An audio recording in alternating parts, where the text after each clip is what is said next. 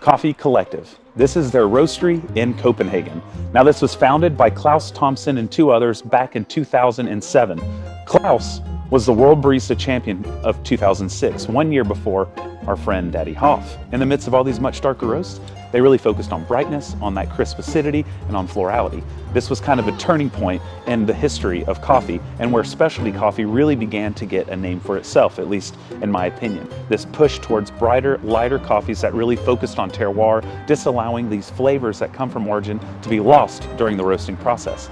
So, in order to learn more about this, let's go see if we can find Klaus himself. Let's get on inside.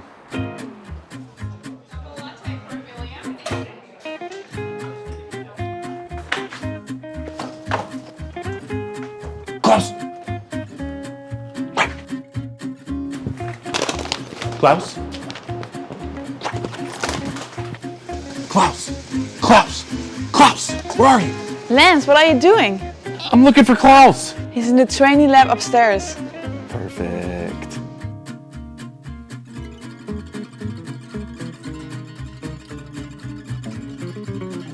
There he is. What's up, Hey Klaus? man, how are you doing? Doing well. Welcome. Well, I'm brewing some Kieni. Ooh, Kenya coffees. Yes. One of my favorites. I'm gonna do a couple of different things for you so you get caffeinated while in Copenhagen. I need some good caffeine. Yeah. Well, I'm super excited that you're hosting us here today.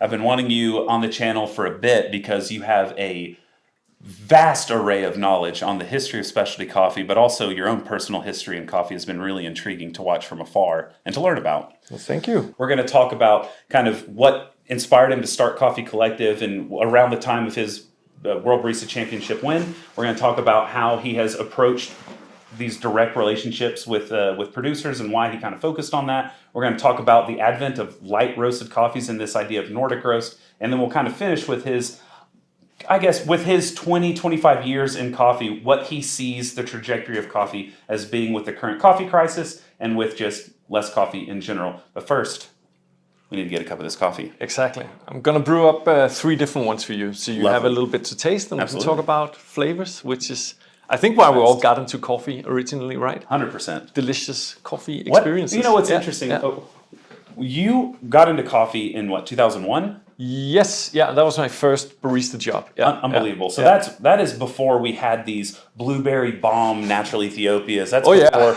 these like insane black currant Kenyas and stuff. Yeah. So what is it for me? I got into coffee in 2014. My first experience was a very common one for home enthusiasts now, which was a blueberry bomb natural Ethiopia. What got you into coffee? So, well, originally I got into coffee just by coincidence. I'd known, I'd gone to coffee shops. My dad was like actually brewing coffee like this at home, like Oh, wow. just a milliliter Wow. filter and just like, because my mom didn't want more machines in her kitchen. She didn't want yet another coffee machine. Okay. So he was doing that. So I always had this kind of like experience like, hey, you actually matter a little. If you pour a Yeah. little too fast, it's going to get watery and so So an on. actual focus on the brewing as opposed to just tossing a mocha pot. Or, Yeah, at least some interaction. Yeah. Yeah. And then and this interaction between what you do and the flavor that comes out of it. But then it wasn't until I went to London to just live in the big city, and I had to get a job, and I ended up at Starbucks of all places. Nice. I mean, Starbucks and Pret a Manger were Yeah, always yeah, hiring, yeah. so you could always get a job there. And then I really got into it because of the whole customer service thing, Sure. like that feeling, that vibe of you working with good colleagues and the Yeah, vibe yeah. on bar, and getting people to like come down Yeah, to yeah. till number 3, move it, let's hustle, and that whole vibe was amazing. So you were a barista at Starbucks. Yeah, I was a barista there, and then a year and a half later, I wanted to buy my own home espresso machine. Oh, nice. And I'm kind of like, I bet like a lot of followers on this channel, that I can't buy something without researching it. And you go online, and I mean, mind you, this was back in 2001. Oh, yeah. So there was like one coffee forum called alt.coffee. It was like really old school. This is before, I have done a lot of history on these old forums, and I've used the Time Machine website to pull up old dialogues. I've never looked at alt.coffee. That's before even what I've looked at. It was like really great because it was like all these geeks and people like Greg Skase, who invented the Skase device that you might know. He was on there, and like a bunch of other legends to me. Of course. So I got into that, and then you just, you know how it is. You buy this espresso machine, you got to figure out which one, and then you find out you got to get a grinder. Like, fuck, I didn't budget for that.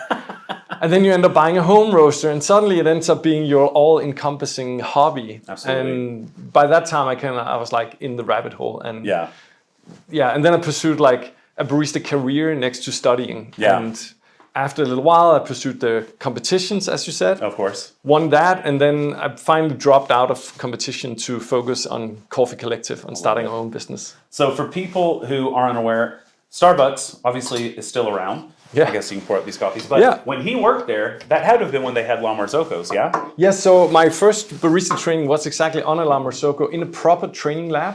And I really think that was like the whole reason for me getting into coffee, because you were actually like dialing in, you were tasting things. Yeah, like gonna get some big cups so we can like really get the aromas out of this. This is well before Discord. These forums that he's talking about, it was a website that acted as kind of an interactive website essentially, where you would leave a message kind of on a board, and it kind of was like an email essentially, and you would just sit and wait for someone to respond. Pretty much, yeah. So this is ancient kind of stuff. Yeah. And so don't make me feel so old. It's it was more of a joke. Like, it was more of a joke. I mean, you know, I've people still do that though, in like Home Barista and different places, Cafe Nets and Coffee Time. Rip to Dave Corby, by the way. Did you know Dave Corby? No. He ran Coffee Time, and he just passed away. But that was a UK forum. But anyway. So this was obviously way before Discord, way before Facebook and all these other things. This was how people used to kind of converse over coffee. And then you had like the Coffee Geek came, and you had what was the one right Princess before Coffee Home Geek Barista? was a huge thing. Yeah, and then we had a small forum called Coffeed. That was it. Coffee. And that's one. That was, I think, initially limited to 50 users. Really? So we were like very few people on there, and it was like we met the first farmer that we bought from in the Coffee Collective. I met through that. James Hoffman became a friend through that, and then later we actually met physically at the World Barista Championship. Incredible. But we kind of felt we already knew each other. Mm-hmm. A bunch of people from the States as well that, some of them I still keep in contact with, and we've only met at like trade shows, but it was such an intense time in that forum, and really the beginning, the dawning days of that whole third wave movement, if that's even allowed to call it anymore. Yeah. That's insane. So you won the World Barista Championship in 2006. Yes. And that championship has changed a ton since then. So what? And the only reason I say that largely is because I know that James Hoffman used tobacco in his, and that would not be a thing nowadays. So what was it that you like? First off, was you said that y'all met at the championship? Did he compete the same year as you? So he didn't compete the first time I competed, which was 2004. That's when Tim Wendelbo won, and who's also became a good friend since. And then we competed in 2006. I took a year like off competing to really focus on the coming year. Sure. And and that year was like James was in the finals, Anne from Copy was in the finals, Ima from Iceland, and Sammy Piccolo from Canada, and I'm forgetting one. This is embarrassing. I did mention Ima from Iceland. Who was the last one? I can't remember. Was it Matt Riddle from Chicago, from Intelligentsia. Oh, okay, yeah. Also one of the Coffee members at the time. So it was such a small world, such a small community in a way that you felt like you had entered this big family. So it's like a cousin party. What was like your focus in your routine? It was very much about like the whole relationship between the farmer, the roaster, and the barista, which seems like a cliche now, but it was really, there was not a lot of people talking about that. At the time, I mean, if you like 2 years before, I think people had won with Illy. Oh, I mean, that's where we were at. I was still using a blend, but it was 2 coffees from Da Terra in Brazil and La Manita in Costa Rica. So like two really good farms. So you could tell the story of them. And then I talk very much about the coffee symphony, about how if one person is off tune in that whole equation, the whole symphony is gone. Oh, that's beautiful. A little overthought maybe, but no, I my love signature drink was called the Coffee Symphony as well. I love that. Like, that's awesome. No, it's poetic. I love it. Poetic, yeah. That's romantic. Very romantic. And very different from today. I'm sure those coffees cost what, like €8 a kilo or something? I don't even remember. I mean, it was cheap back then for sure. Yeah. And and it was like in a lot of ways it was a lot easier because other competitors were using blends. You still have like competitors from other countries using big Italian blends. Yeah, so, wow. I mean, I don't think you find anyone in the WBC using that anymore. Oh no, it's all 1,000 a kilo or something. Absolutely crazy. And then watching the competition now, it's so clear how like crazy advances. Like even the milk drink is a signature drink today. Yes. Like it's not like back then. It was a little bit more where you would be tested on your espresso and cappuccino skills. So it's like you could choose your coffee and your milk and so on, but it was still within a frame where it was a little bit like that's you as craftsman, and then you can go wild on your signature drink where.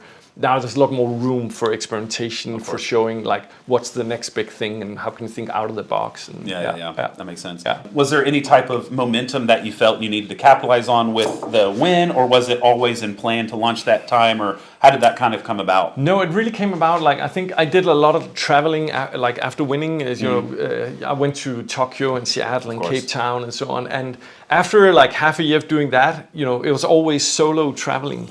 And it was always just me on a stage or giving courses or something. And it felt a little lonely. And I was kind of like, I need good colleagues around to challenge me and push me and say, Klaus, your head is getting too big, or like keep it grounded. And so I already knew Casper and Peter, who I co-founded the company with, from who also started as baristas in this company that we were working for.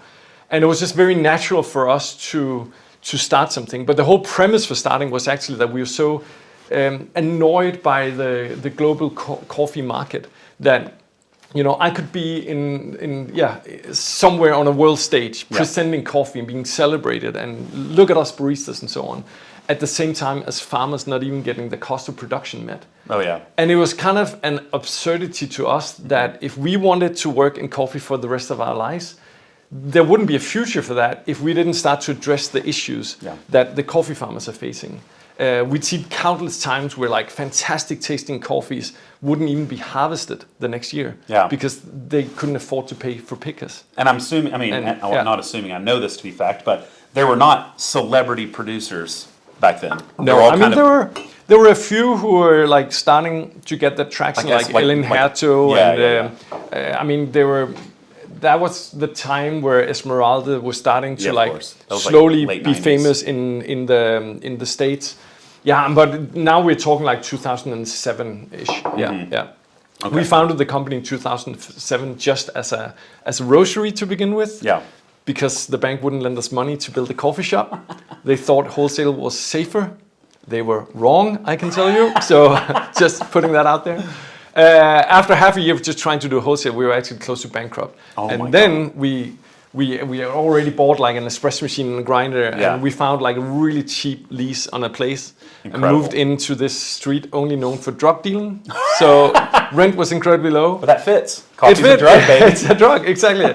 We actually over 15 years managed to kick out the drug dealers. Oh wow. And then now it's all like really nice, cool crafty shops in that street. Sure. So but it wasn't until we started our own coffee shop that we really started to pick up, because then you can show the product and you can have people taste what you're actually doing, see the latte art, see the brewing, everything. And the caring behind the craft. Exactly. Speaking of, this tastes like white peaches. Is this a washed Ethiopia? Exactly. Good palate. Yeah, this is the Aga.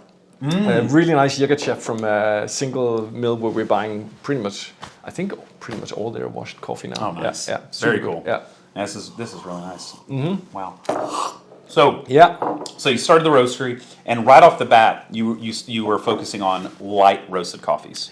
Yeah, and that's it actually came about not as a concept or anything. Yeah, it was a little because every time we cupped coffees, you for cupping you typically do a very light roast, just because that's more transparent. Then you can taste if there's any defects in the coffees and if it's underripe or anything else wrong with it.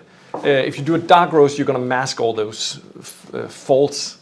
Sure. And then we just had on the cupping tables that when you had really fantastic coffees, they just the light was shining when they were super light. Yeah. But what you'd often see is that when roasters were buying these coffees, they'd go back and they'd be like, oh no, the consumers want something darker.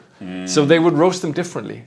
And we were just like, that's not right. Like if you think it tastes better, don't you think maybe the consumers are also going to agree with you? Sure. Like, it's not like we have this weird palate where we like obnoxious things. So that was the get-go. That was the premise that say, hey, let's just roast the way we like it and not, like, to some degree, not care what others like, and just trust that hey, if we like it, somebody else will love it as well. And to your knowledge, so, at that time, were other people doing that type of roast? I mean, Tim Vendelbo was for sure. Like we started our company same year. I think he was a little bit like half a year ahead of us, and had been working on starting his for like a year before that. Sure. So we sparred a lot. I remember us doing those early days. We were like in this small basement roasting, and he would actually come down together with his roaster, and we would like try to roast together and cup together and have discussions about okay, this one is actually under roasted to me. And he would go like, yeah, but I actually like that you can just sense that kind of like green note, and you're like, wow, so okay, that's actually really cool, because it's like, it's subjective. So it's about what do you like. At the end of the day, you can't just do gas chromatography and then figure it out. Like, you're going to have to trust your palate. And those kind of like sparring moments were super instrumental in trusting our own palate, but also like, developing with someone else. Yeah, so it's like a really important time of trial and error, especially with the lack of roasting chemistry knowledge that we have more of today. Yeah. But you were just kind of tossing them in, dropping them out, tasting, and really saying, all right, let's go really light and see where the line is. Let's go dark, see where the line is. Just trial error type stuff. Yeah, and we had like Peter, who was also one of my business partners. He had done his roasting training with George Howell in the States, who, I think is still one of the best roasters around. Like, he's a legend. And I think like a lot of the ideas he had about roasting we could take into practice, but then also just do our own thing. Mm-hmm. Like, really just say like, hey, there's so much, as you say, pseudoscience out there. Oh, and at the end of the day, just do experiments. Taste what tastes better. This tastes better, great, we'll go with that. Next experiment, and you just keep developing that. Absolutely. Basically still what we do 18 years into the company. Like, test everything, try to see it as a learning opportunity, and all the time try to just become a little bit better. Yeah. All those small tweaks. Yeah. Well, now we have this term, we don't really know where it came from, I guess, but Nordic roast. Yeah. Right? And so I'm curious, when did you first kind of hear that term? What were your initial thoughts? And what do you consider Nordic roast to be? I mean, I don't remember when I first heard it, but I do remember a feeling of like, I mean, that's not a Nordic thing, because you can go to like you can go around the corner from here and there's a roastery coffee shop chain that roasts super dark. Yeah. You can find some of the darkest roast I've seen from like Swedish commercial roasters. Sure. So it's not like that all the Nordics are necessarily light. I do think there has been a tendency, especially in Denmark and Norway, that even supermarket coffees were at a higher level, like not specialty grade, but they were like more expensive, better coffees than you would find in, let's say, Southern Europe. Yeah. More washed coffees, like even Kenyans were selling really great in supermarket level. So they were roasted a little bit lighter in general. But of course, the extreme that we took it in is, was far away from that. Like, and it's also not just about being light. It's about being correctly roasted. Yeah, it's about expressive. Being expressive, characteristic. It's about knowing that you can roast to the same lightness, to the same end color and end temperature, but you can do that in 5 minutes or 10 minutes or 15 minutes. Sure. You can do it all in 10 minutes, but with varying roast developments. Yeah. And they will tell you completely different. Yeah. So I always like a little bit maybe resented the whole like Nordic roast, light roast kind of thing to some degree. On the other hand, that goes for everything. Like, you talk about natural wine, then people start hating the term natural wine, because what is that even? And you're like, but it's an umbrella for understanding what we're talking about. And I mean, it was interesting. Like, Copy very early, they started the same year as us, did also like quite light roast, and then like others came. Now there's like a lot of roasteries who are also known for doing like to have very light roasts. Yeah. For us, we actually do like some medium roast as well. Sure. And it's one of the reasons why the bottom of our bags is transparent, is because it doesn't make sense to talk about light and dark. Yeah. Like, I can go to the States, not all places, but especially back when we started. 100%. If I went to the States and I talked about our espresso roast, it would be lighter than all the specialty coffees filter roast. Yeah. Which, like, then it's a sliding scale, you can say.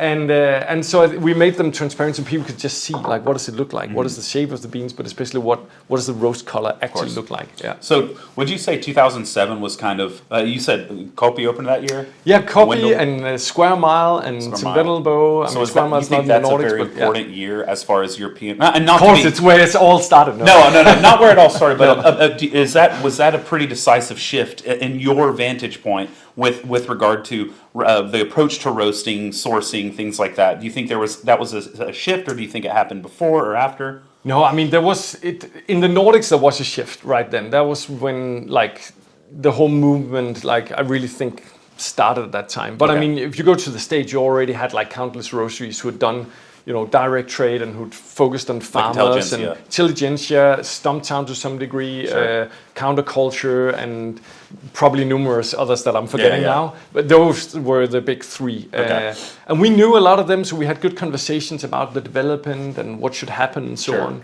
And like us and Tim and James and Anne and Charles and so on, we met through the competitions in those years. And it just seemed like there was this like finally it's happening in Europe. Like all these things that we've seen for a decade in the States, now it's actually happening. As far as the sourcing goes. As far as sourcing goes. And to some degree also like coffee shop and brewing, because that was a big part for us, was actually to not only look at sourcing, but also to look at how's coffee actually being brewed.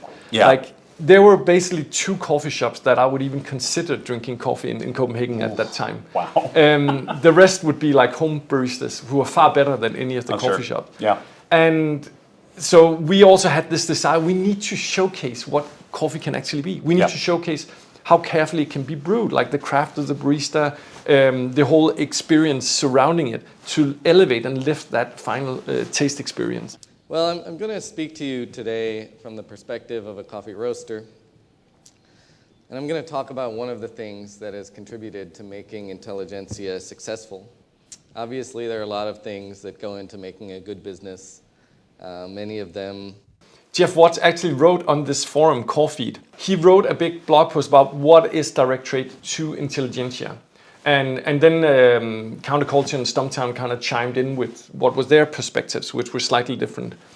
It was quite interesting because when we read that, we were like, hey, this is actually like a lot of the same things that we've just written down before we called it direct trade as the founding principles for our company, about being transparent, about having contracts direct with farmers, about going to visit them every year. So it's not just like for the photo op, but it's to create a more personal relationship. And then really try to build a model where all the money that's generated by selling cups of coffee actually is brought out to the farmers. And when we read his take on it, we were like, it's very similar. There's also some nuances that are different. But this term direct trade just made so much sense to us at the time. So we actually talked to Jeff and others about it in the States and said, would you mind if we use this term? And they were like, no, but trademark it.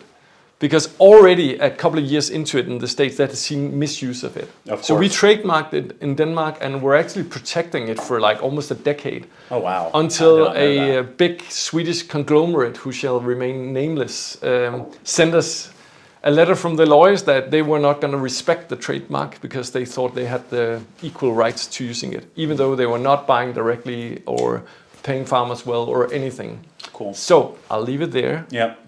You can Google it yourself. That's annoying. Yeah. So for people who don't know, Jeff Watts was the head green buyer at Intelligentsia and is a legend in the green buying space, and is the one who kind of started this idea, or at least the term of direct trade, and has inspired people all over the world to take it steps further and further. And now years later, there was this transparency pledge that began at Emory University, right? Yeah.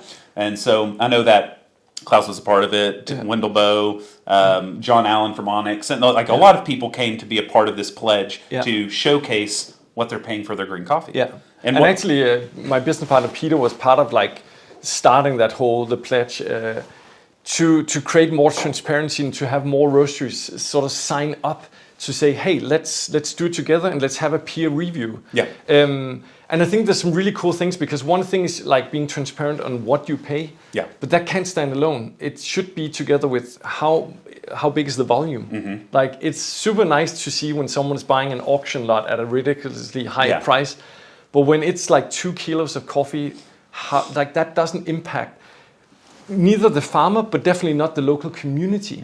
If you're looking at coffee in a broader perspective, it is in rural parts, it's in some of the poorest countries in the world that is produced.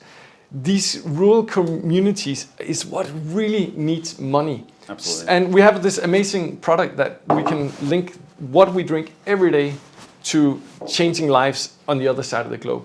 So I think the transparency, the pledge, the whole like transparency report thing is an instrument to try and work with that in a better way.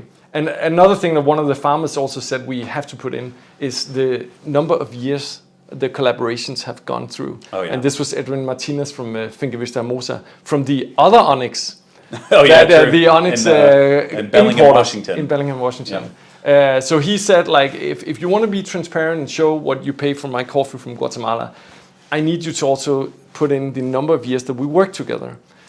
Because for me, that's just as important as you paying well, which is a good reminder about the relationship. Yeah, the relationship, the longevity, and the them being able to count on you for the business year after year. And I think it's important that Klaus said the term an instrument, right? Transparency, a lot of people will argue against it, thinking that people are proposing it as the solution to inequality. And that's not, at least I don't believe that is not what the majority of people that believe in transparency are fighting for. They're fighting for it to be an instrument of change, not necessarily the solution.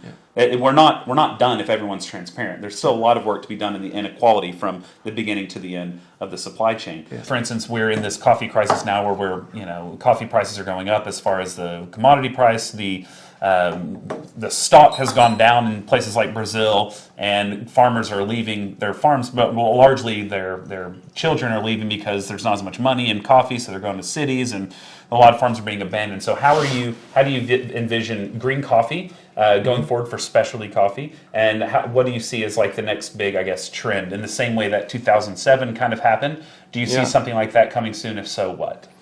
I mean, there's a lot of trends going on, and I think I don't like to actually call what we're in right now a coffee crisis, because I think when we started our company, it was at the back end of what was called the coffee crisis, which was like far too low prices to farmers.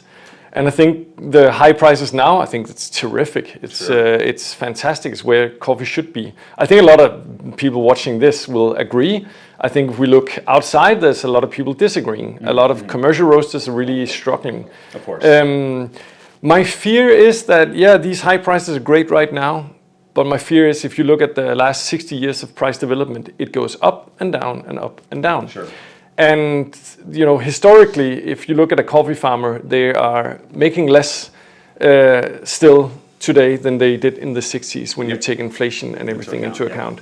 So we still have a lot of work to do.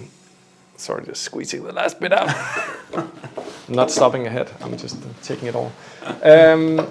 So I mean, when we started as well, the company, and we talked to farmers, they said bad prices is one thing, but this fluctuation of prices is just as bad, because you can't budget, you can't plan. Yeah. So I do fear that prices are gonna go down again. Below what they were? Or just back to where they were? 'Cause they were pretty low. They were really low. I hope it won't drop back then, but I'm also such a skeptic that you really don't know. You don't know if, again, the IMF is going to back some country to produce, like, mass-produce Robusta. Oh, sure. Or, like, new hybrids of Arabica that doesn't taste great, but they will fulfill that caffeine delivery market. Ones that grow quicker and are more efficient against climate. Exactly, and you can grow them at low altitudes. You can machine harvest and just make things effective. Yeah. I think, and I've been saying this for a number of years, I think we're going to see this development of coffee in general, like the specialty and the commercial just grows apart and apart. And we're going to keep seeing that. Okay. Specialty now is being fragmented into these ultra luxury kind of coffees, and then what I consider specialty. There's a lot of stuff going on that it's almost like history repeating itself. Yeah. when you talk about people who have like even more experience than me in the business, they also say, well, we have to fight, flavored coffee. Yeah, yep. And now there's these co-ferments that are sometimes basically the modern state of flavored coffee. And they might taste fine or whatever, but they're not an honest expression of terroir, of the farmer's work, of the variety, soil condition, and so on, in my view.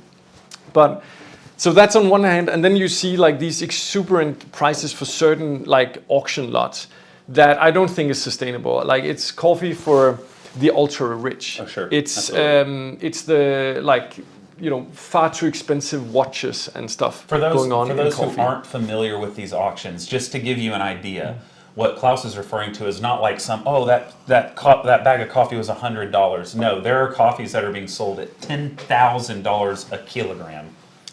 10,000. There's coffees I heard, I haven't actually seen myself, but being sold to private consumers as one shot. I'm all for more payment to farmers, but is it actually the farmers who need the payment?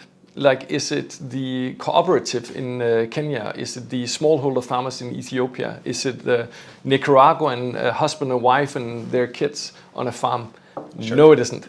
It's the ones who can already market themselves and build a story and build all these other things around it. Of course. So again, it goes back like I enjoy the coffee you want to enjoy. I don't pass judgment to say it's not really for me. Like I'd rather drink delicious coffees where I can work with farmers, where you feel like, hey, we're in this together. Of course. It's a collective, Oh yeah, absolutely. Yeah. Now I will say it is interesting. You said you see, especially in commercial, fragmenting more.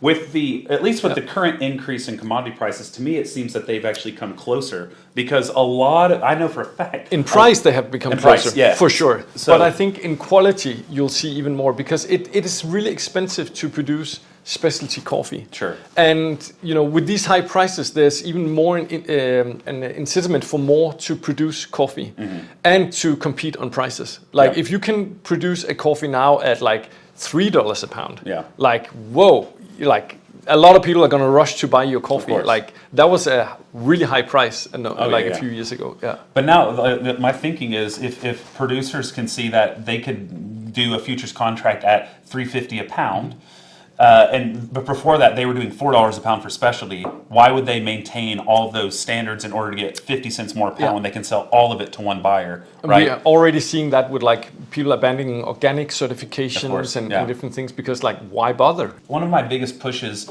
on my channel has always been to get people to drink specialty, and one of the reasons I would push for that is because ideally you're putting your money into a little bit better of a direction. But now, at least currently, you could be paying farmers more drinking commodity depending on who you're buying from than specialty, depending on who you're buying from. Yeah, true. Because there are specialty roasters who have bought for contracts for less than what commodity is currently. Yeah, which is wild. It's also why I don't like so much to make these kind of contracts into the future. Yeah. It can provide stability, but you should always look at what is the quality and what is the current living situation wages as well. that year. Yeah, if living wages goes up, then it can be a bad deal for farmers. Yeah. So I think actually like it might actually hurt like the lower end of specialty coffee quite a lot because as you say, why bother with all this extra work? Like it's so much extra work to produce really good like high scoring coffees. Yeah. So why bother with that if you can get almost the same for less? But that's what I mean. I think that like the quality differentiation is going to be just harder, and there will be more and more competition over the best tasting coffees out there, both in the luxury range of all that, but especially what we're drinking today, like these beautiful washed Ethiopian coffees, smallholder farmers. There's more and more people who want to buy that. This is going to be natural though. This is a natural, You said these beautiful washes, I was like, I don't know. Exactly. It's pretty clean though, it's not funky. This is a very clean. This is Legesse. He won the Cup of Excellence in Ethiopia when they had it before it was cancelled this year. He won it a couple of years ago and had actually the highest price in Ethiopia. Okay. And we've been buying from him. It's actually processed at another farmer's facility, another farm we're buying from. But it's a very sort of, for me, citrusy, a little pineapple-y kind of thing going on. But I'm getting a lot of lavender and plum. Very, and it's a very light for a natural. It's not very heavy. And then I like to brew naturals on the AeroPress, so that's also why I just wanted to have one natural. Sure. I think full immersion and naturals are a good fit. Sure. And I think percolation and washed is a good fit. Kind of. It's probably my little why I always do dogma. percolation, because I always drink wash for the most part. Yeah. Me too, I would say. But I like to taste the natural here and there, and yeah. All right, well, loved, this is incredibly informative, but I want to do a little rapid fire. What is your daily brew? It's well, actually at home it's a Mocha Master. Okay. Like just a regular, like we brew almost a liter every morning because Yep. my son, my wife, even my daughter who's 13 Hey. drinks coffee. Get them young. Get them young, and my wife likes to bring coffee to work. So very yeah, cool. yeah. And But what- then I work, I drink everything. I go to visit the course. shops almost every day. Do you have like a specific coffee you gravitate towards every year during their respective harvests? I mean, the washed Ethiopian that The Aga. the Aga is That's like like- by far my jam. Like that's Okay. what I drink like The peach is so nice. much. Yeah, Yeah, it's really really good. good, and it's it's wonderful kind of coffees. But I do think like I like the diversity of coffee. Like people always think because I sourced from Kenya for a number of years that I only drink Kenyan coffees. I don't. I love them when they're really good. I think course. they're astonishing still. Of course, Yeah, absolutely. yeah. So, with regarding trends in recent years, what is your favorite trend you've seen, and what is your least favorite trend you've seen? Start with least favorite. It's like matcha and that getting into Oh, are like, you drinking Alcella? yeah, sorry. It's not a coffee thing. Sure, so sure, why sure. put in coffee shop? Like, why don't people make good tea shops? Oh, like yeah. matcha shops and do that whole thing, like do the bastardization of tea, and the pure tea lovers will hate it, but it'll reach like the broad audience, and then you can bring them on the journey. Go do that, but don't get into my coffee shop, please. So, Klaus So, Coffee Collective, no matcha. No matcha. I'm sorry. Yeah. Sorry, not sorry. Yeah. What other good trends? I think. I mean, there's so much more still to investigate in terms of varieties and processing. One of my favorite things that I saw last year was actually visiting one of the farmers in Ethiopia, and he was doing 5 different processing from the same cherries. Yeah. He was doing washed. He was doing actually 2 different honeys. Oh, He was wow. doing regular natural, anaerobic natural, and a lactic fermentation. Wow. And we like the lactic fermentation. I was like, how the hell did you like figure out how to do that? And he was like, YouTube. I was like, Incredible. great. You live in a clay hut with a straw roof, Yeah. and he doesn't speak any English. It's like through translator. Still, he goes to YouTube. He finds information just like I do. If I want to read about or learn about a Incredible. grinder Yeah, or yeah. whatever, right?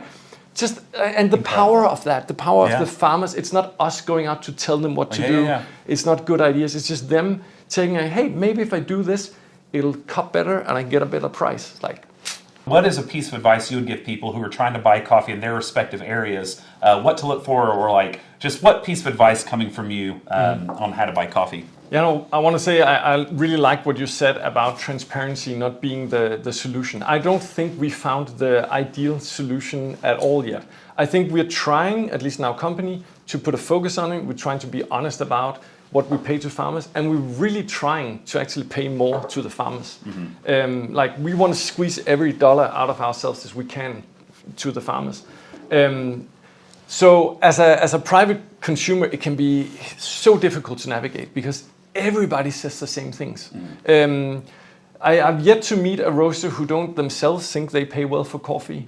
Yet I've yet to meet a coffee farmer who are like truly happy with what they receive, with a few exceptions in Panama maybe. Of course.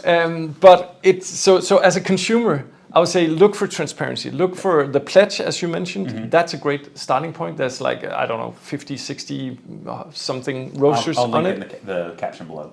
Go there. You can look up who's actually transparent there. And then, ask yourself, when you're paying, for a bag of specialty coffee, what actually went back to the farmers? Who are willing to document that? That's your way of putting your money where it matters. Very good. All right. Well, I want to say thank you one more time for taking the time on a Sunday to come and meet and do a little video. Of course, it's an honor to have you here. You should have seen the baristas downstairs when they heard you were coming. They were like both freaking out, but also being super excited. Oh, it's been an incredible time. Thank you for hosting us in your training lab and for giving us this wonderful talk from someone who has so much knowledge and history in the coffee industry.